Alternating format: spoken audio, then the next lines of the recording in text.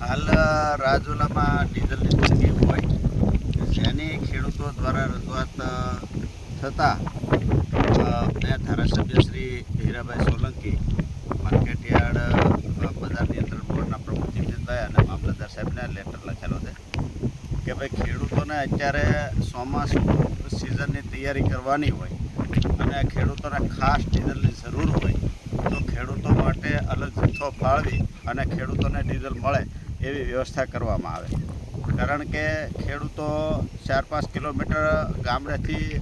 Diesel pump દૂર હોય ત્યાં પહોંચવામાં પણ 2-3 લીટર ડીઝલ જતું હોય અને ખેડૂતોને સમય ન હોય અને ત્યાં મોટી મોટી લાઈનો હોય અને જ્યાં વારો આવે ત્યાં ડીઝલ થઈ રહેતું હોય. જેથી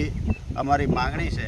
કે હાલ અત્યારે સિઝન ખેડૂતોને ફૂલ શરૂ છે, ચોમાસું નજદીક છે, તો ખેડૂતોને ડીઝલ મળે એવી વ્યવસ્થા કરવા મેં ધારાસભ્યશ્રીને રજૂઆત કરેલી છે અને સરકારશ્રીને વિનંતી કરું છું કે ડીઝલનો જથ્થો ખેડૂતો માટે અલગથી ફાળવી અને ખેડૂતોને